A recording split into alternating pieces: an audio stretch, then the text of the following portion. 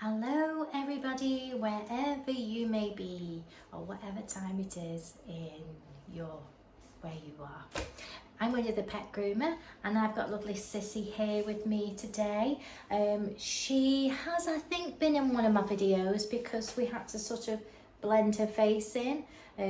She'd had an operation there, so we sort of tried to blend her face in. It is growing back now, but you can see it's still a little bit shorter here, so it'll fill out.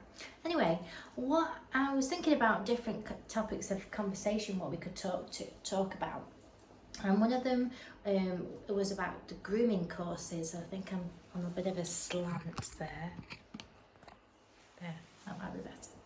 So I wanted to go through some of the things that should be on your grooming course. Obviously, when I did mine, I went to Rees Heath and we did it every week for a year. We did practical, we did theory, we only had a small box of tools to use. More practical, I have to say, than theory, which I find personally a lot easier when there's a lot of practical skills. You know, if somebody's showing me something, I generally pick it up a lot better than reading it. But some people like to read it and then put it into practice.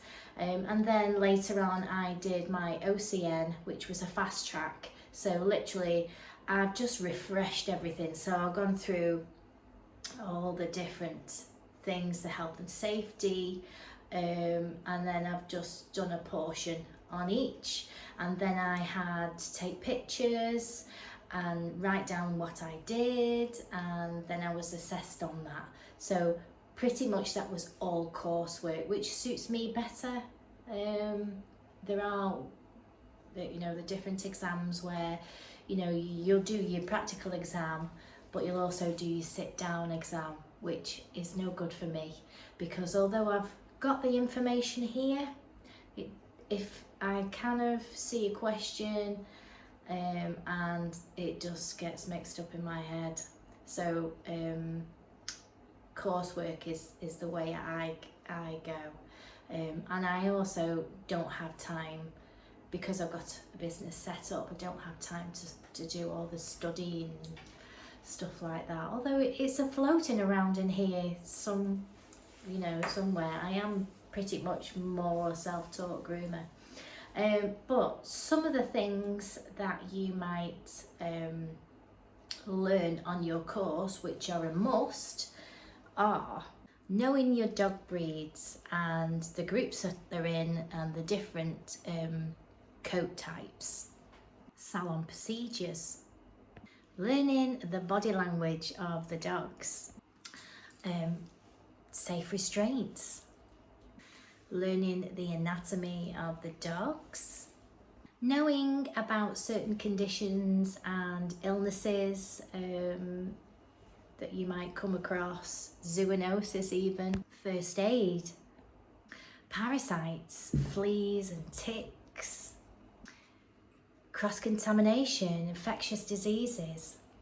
There might be a part on there that helps you with your business planning, all your tools and equipment, all your type of legislation, so your animal welfare, health and safety, COSH, all that type of thing. And then you've got your whole grooming process, including all your grooming details, your grooming forms, your disclaimers, and all that type of thing. So your grooming procedures, what do you do? So you might do a pre-check, bathing and drying, different ways of doing your bathing and your drying techniques, with your tools and equipment, your clippers and your blades and your comb attachments, learning how to hold your scissors and your scissor technique, learning different styles and all about the different traditional styles and all the pet styles. you may choose to learn about hand stripping. Not every course is including hand stripping, so if it's something that you want to learn, you know, you can ask whether hand stripping is included. So that's just some of the things that you're going to learn in your grooming course, and before you sign on the dotted line and you give lots of money, make sure it's the course for you, because it is a lot of money and you want to make sure that you're getting the most out of it, because if somebody's just giving you a piece of paper and there's a dog, there's a piece of paper, you're doing that blade, you're doing that, off you go. That's not really helpful. You want somebody there that's also then going to talk you through it, showing you skills as you're going along. Like for me, the practical side of things is where I pick up my most skill. And I know when I've had apprentices and people that I've helped, I've done things like, I used to do like one side of the head and they used to match it up. I do one foot and they would do another foot, nails and things like that. So you want to make sure that you're getting the full, because there's so much to learn. It's if somebody is saying that they can give you a grooming course in 3 to 4 days, don't waste your money. Do not waste your money, because this job has got so many different elements to it. You want somebody to give you a broad spectrum and really see the whole grooming process as it's going through the day. So the whole thing of bringing the dog in, assessing the dog, looking at its skin and its teeth and its eyes, and talking to the customer, figuring out what you're going to put on what style you're going to put on the dog, what you're going to wash it with, how you're going to blow dry it, then doing the style, and helping you through the whole process. Because then when you go away, you feel, especially if you're going to work on your own, you feel confident that you can sort of confidently do a full groom, so you've got a nice head shape, and you've clipped it nice and neat, and the feet are neat, and you've been able to do the nails and all that type of thing. So I would have thought at very least you would be able to complete a full groom by the time you leave your grooming course. But shop around, go for the day if it's possible to go for the day, and have a little bit of hands-on experience, get a feel of how the tutors are working with you, how approachable they are, if they're able to work with you and you work with them with ease, because it is very difficult, especially for a new person, because I take for granted what I do because I'm doing it all the time. I'm like somebody that's say not ridden the bike for a while and got on and I'm able to do it. So whereas you're a new groomer and you've got your stabilizers and and then gradually one stabilizer will come off and then the other stabilizer, and you just build it up gradually, and it takes a lot more time, effort, confidence building. So yeah, it's a lot of money. Make sure it's what you want, because this job is not for the faint-hearted. You are going to get dogs that move about, you're going to get pooed on, you're going to get bit, you're going to get weed on, you're going to have hairs in your eyes, hairs in your coffee. It's not playing with dogs. If you want to play with dogs, then doggy daycare, maybe dog walking would be better suited to you. So I am going to take you through my grooming process today. So Sissy here has come in. I always ask the customer, is there anything that I need to know? Obviously, I know that she's had this little operation previously. She has been on antibiotics. Tear staining is cleared up from her operation because she'd got a little bit of red staining there. She's been on antibiotics. There's nothing else I need to know. She's in good health. I've looked her through, checked. She said it.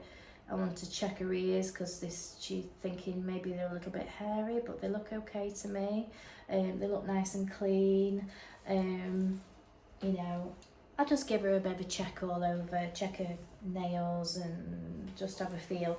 I will, when I go in the bath and I'm wet it and I'm drying it, I do look through with the hairdryer to see if I find anything. I'm constantly looking because I work very closely with them. So the dog has come in. I've put her safely on the table. I've just checked her over. I've locked myself in. It's very, very important. My salon area is closed because I'm working alone, so I made sure that all my area is now securely locked. She's a poodle, so I'm going to use products that are relevant to a poodle. So I like to use a shampoo that's going to help lift her lovely curls, and you learn, you know, what shampoos and things to use on certain types of dogs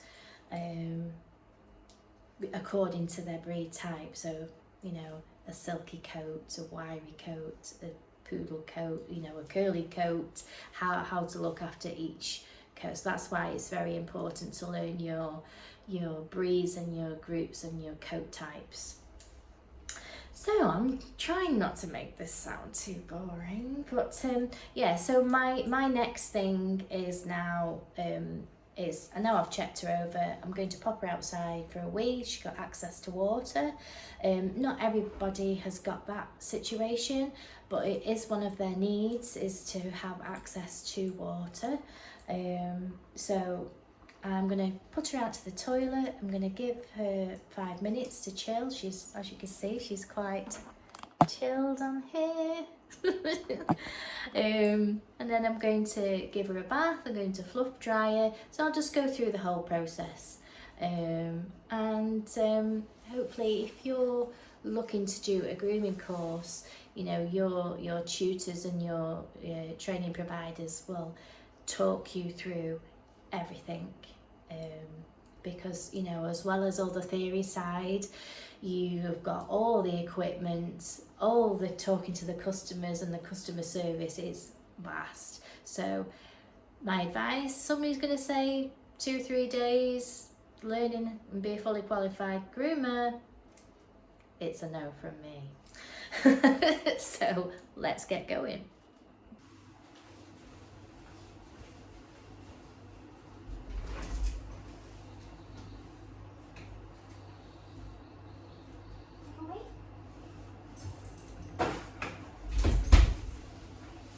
So I've got a nice little secure area out there with water, so she can just go and have a little toilet.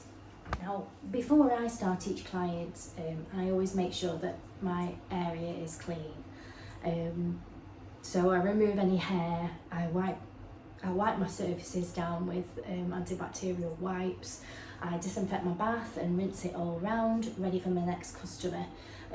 That's another thing that you need to learn in your grooming course, is how to clean and look after your equipment and keep it clean, because of the cross-contamination.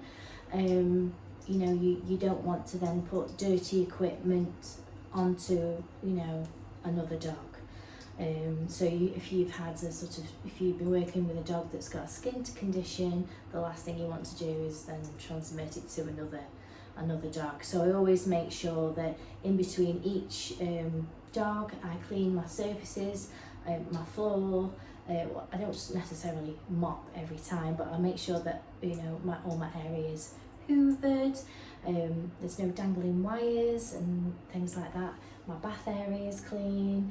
I make up my shampoo each and every time individually. I don't leave it to sitting for weeks, because the water in that shampoo will then be bad and contaminated, and then you could be then putting that onto the dog. So I always make my shampoo each and every time, whether it be in the hydro bath or I generally froth. I either froth or hydro bath. So my hydro bath works as recycled shampoo and water that I then pump onto the dog, and then I rinse it off.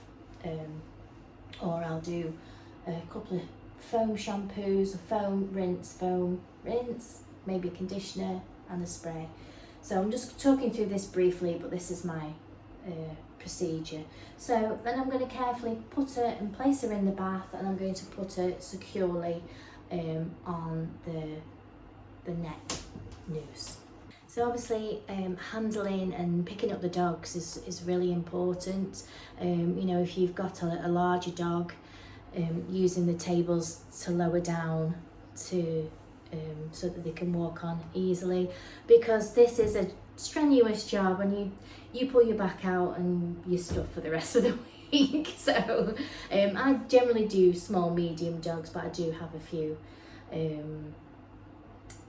larger dogs, not very many though. So I'm now going to place her inside the bath. I'm going to put the noose over her neck there. And people, I had a person walk past my old salon, and they said to their friends, "Look at that dog, it's strung up." Well, this is a lead, it's for safety. So I'm washing the dog and the dog moves forward. It just prevents it from moving off. So then I've got chance. So she moves forward, I've got chance to move her back. You know, she's not just going to suddenly jump out. You know, this is safety for her. And obviously for insurance reasons, we should be using safety precautions. If you're not using safety precautions and you don't use any nooses and you just put them on the table, then make sure that your customers are aware that you don't use any kind of safety, because you are at more risk. I mean, you're also at risk if you don't use these safely. You know, don't leave dogs unattended, and that type of thing. But then again, with regular grooming, the dogs are aware of the procedure and the way we do things, so they generally relax into it. As you can see, Sissy comes on a regular basis. She's not rocking around and being silly, because she's been groomed, you know, for a long time, and you know, it's not bad, don't you? So I'm going to, firstly, what I do with my clients is I give them a facial. So I'll wet her face and I give her a nice tearless facial with the shampoos. If it isn't a tearless one, it will say, so always make sure that I avoid the eyes.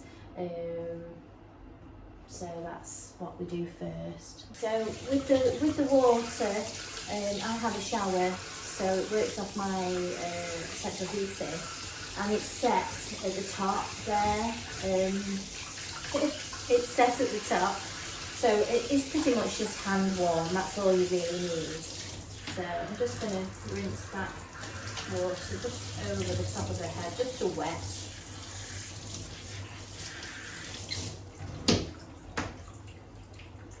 And I do it first because I like to leave on the facial, because I was always told before to do the head last because they do shake.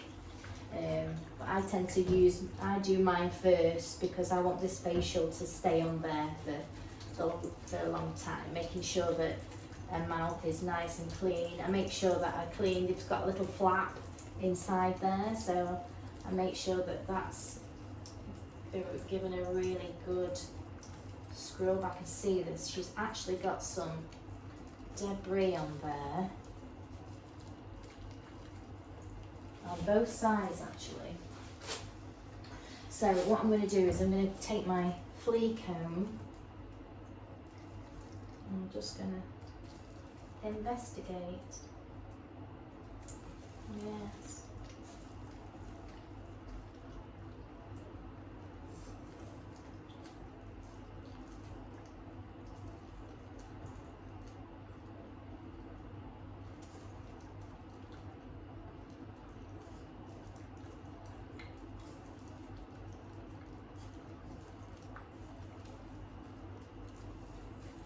So I've just found some really lumpy bits around her mouth.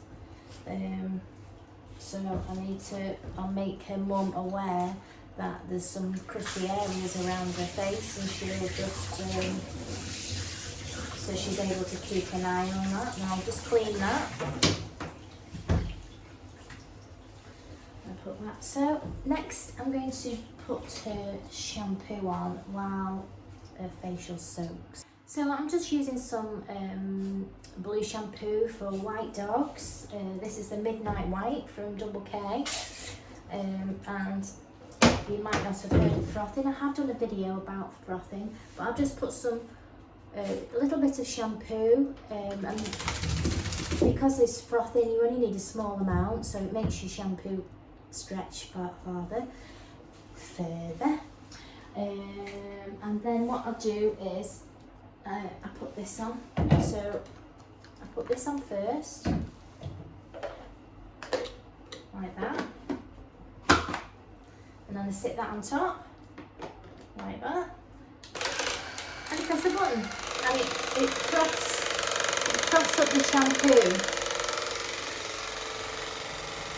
And then I get one of my silicone brushes, and then I spread that on, and I'll show you that in a minute. So here's a shampoo. It smells beautiful. So I get my little brush and I just get a little bit on here, and then I'll spread it on. And the good thing about this way of doing it is that you get a good even distribution. Not only are you using a lot less of your shampoo, but depending on the quality of your shampoo, the better the froth you'll get. Let's see, and what I'll do is I'll just spread that through. You don't, sweetheart. Spread that over.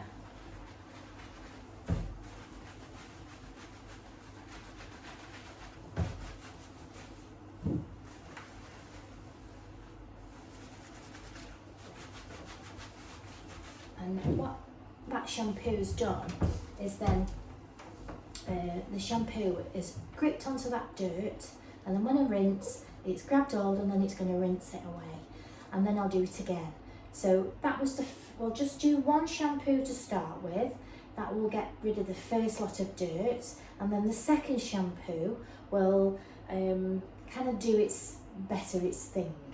And I always say, you know, you get rid of the dirt first, and then the second shampoo will, you know, the shampoo's able to do its thing. So, you know, if it's saying it's a deep cleanser or a whitening shampoo, then it's able second time round to not only is it's removed the first lot of dirt, and then it's been able to do its thing. So what I'm going to do the two shampoos and then rinse it off. So when this is her second shampoo. When I'm doing my shampooing, I'm not doing it a light tickle. I'm giving it a really good scrub inside her feet, every part of her, giving it a really good massage in. You're treating it like you've got your partner's dirty rugby socks or football socks or whatever, and you're giving them a really good scrub. So that's how we are, because, you know, she might have not had a bath for 5 weeks, so I want to make sure she's squeaky clean. So I'm going to rinse, and I'm going to rinse again, and if I think I'm rinsed, I rinse again. So I make sure that they're thoroughly rinsed, and I also make sure that under here there's no hanging residue from the shampoo, because if you don't rinse them properly and you're leaving bits of shampoo, it can cause skin irritation. So it's really important that you give them a good rinse off of all that product. It's not so bad leaving conditioners, because it does state that you can actually do that. And what I will do now with with Sissy is because she's got nice sort of crispy hair. She's had a really good clean, but I'm going to use a leave-in conditioning spray, which will help make a coat nice and soft. It'll make the hair separate as I dry it. It'll condition a coat, and it will help get her dry. It'll help because a lot of the conditioning sprays, they do help aid the quickness in the drying process. So, and also, like I've just rinsed off her body, and you can do the thumb test. So you just run your thumb along there, and you can feel the squeakiness. Sometimes it even squeaks, and you can feel how clean, a coat is. To avoid getting water down their ears, you can simply put your thumb on the top there, under her ear there. There's an ear hole just underneath, and just by simply blocking off the ear canal, the ear on top like that, and then rinsing over, you're stopping the water from going down the ear. And the same on the other side, you can just put your finger and thumb to block the ear canal. And, so you haven't got lots of water going down the ear canal. If they need to shake, do let them shake. Just stand out the way, because that will, if it has got water down there. So we've got a nice clean, go on then, shake. Nice towel. I'm going to give her face a bit of a rub.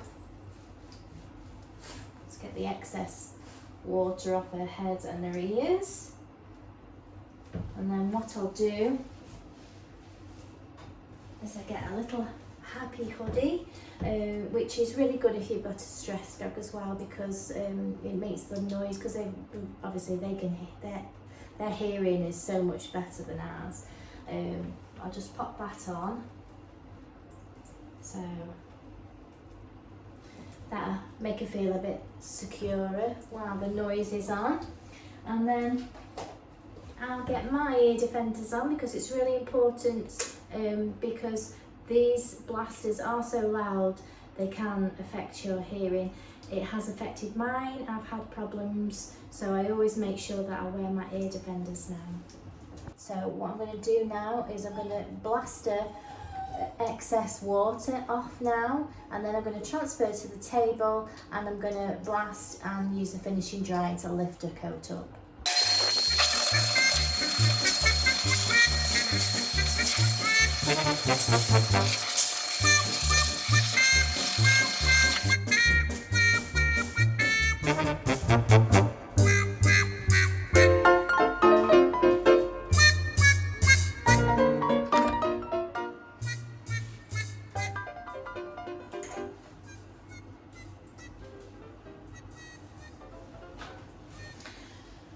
So she's all blasted. I blast off as much of the excess water as I can, and now what I do is I put my finishing dryer blowing over, and I use my blaster to go through and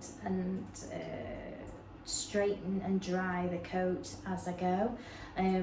I do that until they're about 95% dry. I'll leave a head to last. I'll go over, once I'm 95% dry, I'll then go back just with the finishing dryer, just to go through each leg and lift all the coat up to try and get it as straight as I can. The straighter it is, the neater the finish. So here we go. I'm going to actually use some Hyper Knot spray, which is a conditioning spray, and it'll help her dry quicker.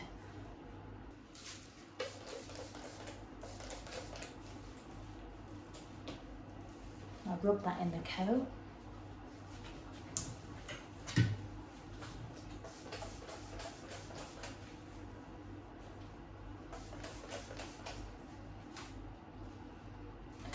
finishing dryer on.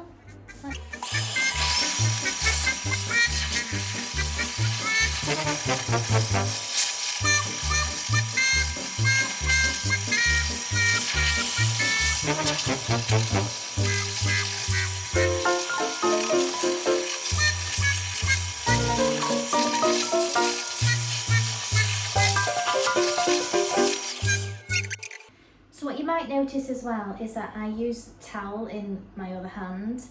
Not only does it help grip them, because they can be quite slippy, to hold while I'm blast, but I'm catching any water that's flying off, and it protects the other leg that might be dry.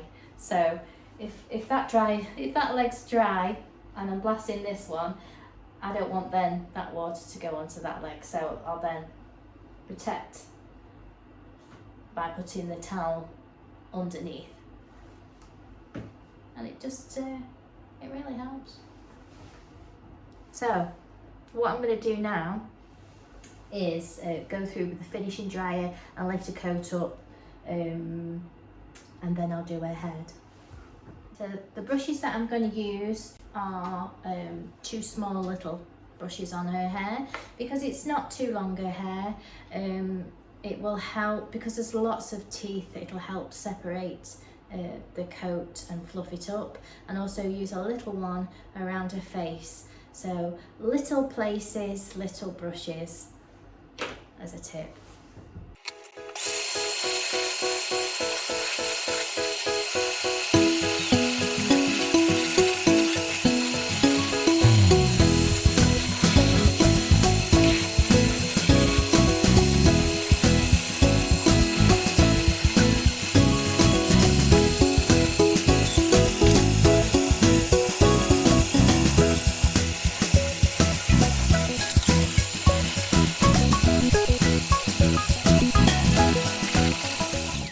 So once I've fluffed her up, I'll then take my comb through.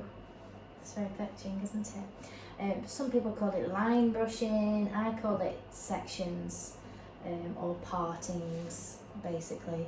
And I'm just going through all sections or partings just to make sure that each part of the leg is combed out. So I'll generally you can hold the bottom of the foot up like that, and then you can see there's a part in there, and I'll just comb it down, and I'll let some more hair, creating a part in each time. And I've made sure that my comb goes all the way through the hair, right down to the skin, and I just let down a section at a time, down. You can go up with your thumb, come down, and make sure that you're getting all the excess hair.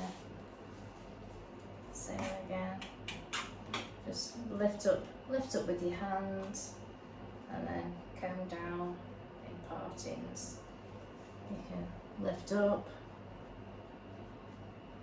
comb down, and then you can lift up and out on your curly coats especially, and try and get rid of any excess fluff. Same with the front leg. So let's pick up the front leg. Same with the front leg. I'll hold the hair back, and then I bring it down in partings or sections. So I know each section of the hair all the way up the leg is knot free, and it combs right the way through down to the skin. And I'm using a nice fine comb because it'll just glide through.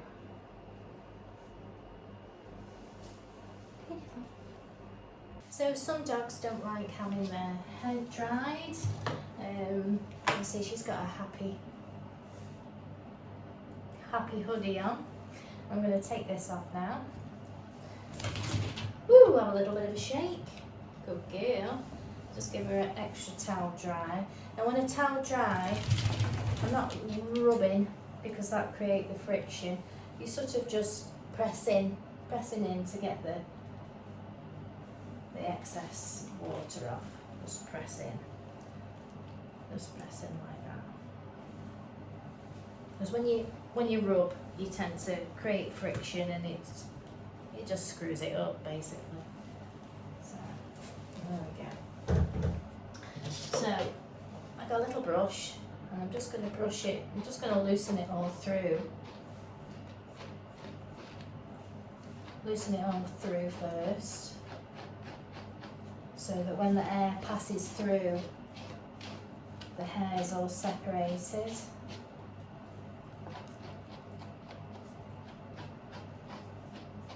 I'll just loosen it up with the brush. Okay.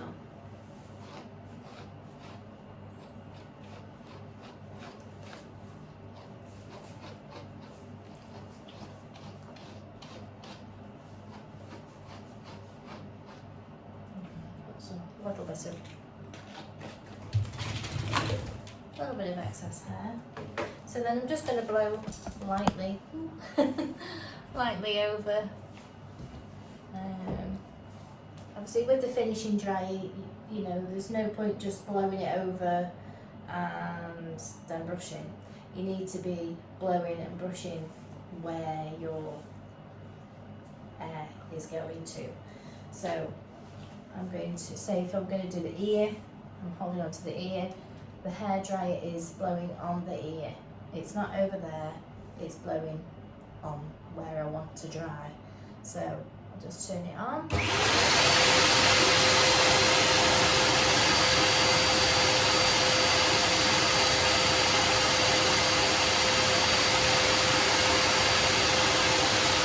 as it's blowing, I'm brushing and lifting it up.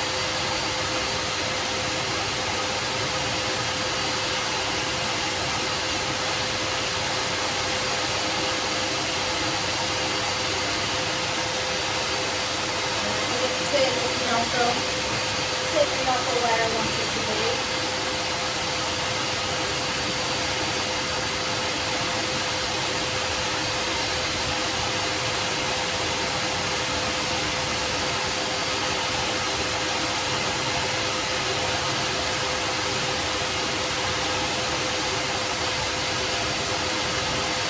And then continue with that.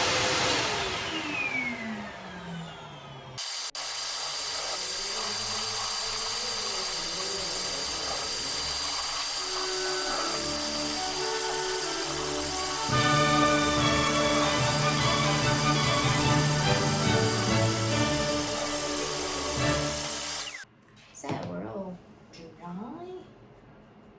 Give it a comb out. So I like to make sure that I'm all combed out and ready for when I go on my grooming table, because then I'm not messing about, stopping and starting, finding mats and things that I've missed. I make sure that she's fully combed out and ready to go. So I can just pick up that clipper and do what I need to do. So what I might do is get some grooming spray and put the grooming spray through, just to take any extra static that might be there.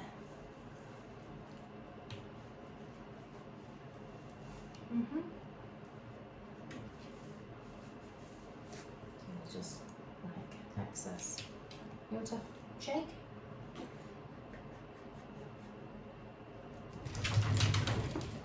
There we go.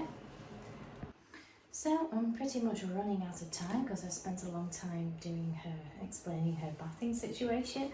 But now what I'm going to do is, she has little poodle feet. I'm going to do little poodle feet. I'm going to take a comb attachment over a number 5. So I've just got a little head to sort out now. We've done a number 5 comb attachment, 16mm all over, rounded off the bottoms of her feet, a bit like a lamb trim. and then I'm just going to sort out this head because it's still got a bit missing here. Look at her face. Still a bit missing there. We're going to try and scissor it to match as best we can. So I'm literally going over the shape that I put in before.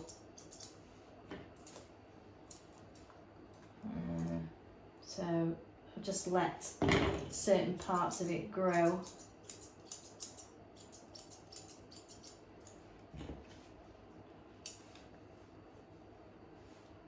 I normally like to take this bit a bit shorter, but I'm not going to mess with it too much because she has got two little lumps, like crusty bits there, so I'm just going to scissor over that and not do it as short as I normally would, just in case I irritate it.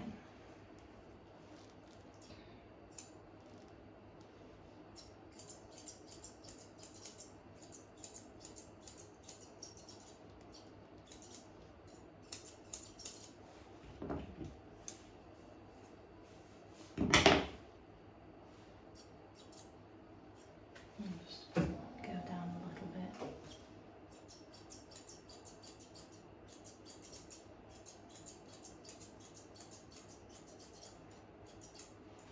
See if we can get it so you can see what I'm doing. I've just taken the corner of the eyes out there. I've just taken that bit out there.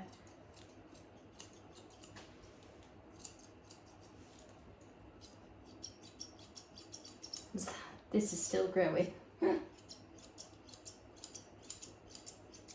we'll try and even it out a bit so it doesn't look so obvious.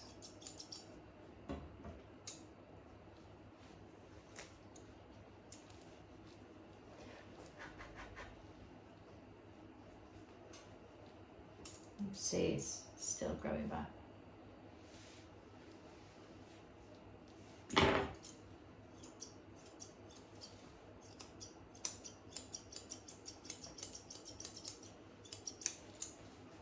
Sweet.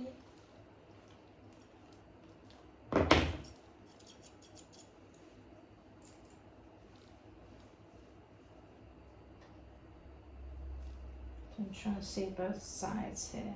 Take that a bit more and match the other side. Just take your ears out of the equation. Let's see.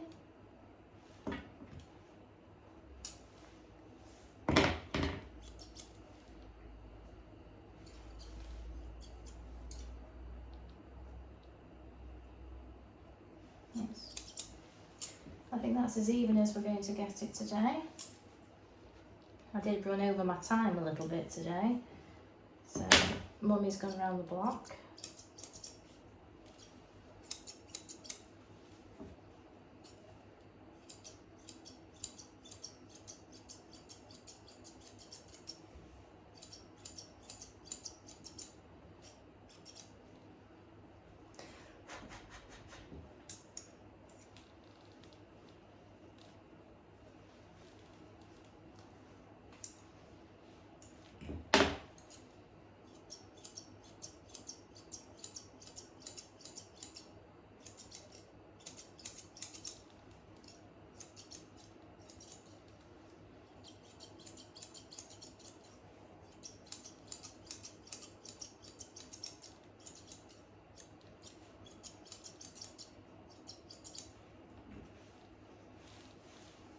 Let's see what that looks like.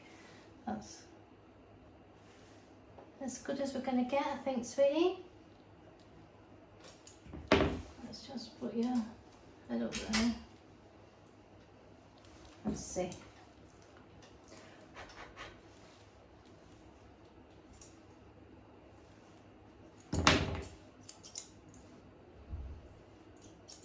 There we go. And we'll just take a little tiny bit of your ears, not much. Just the ends.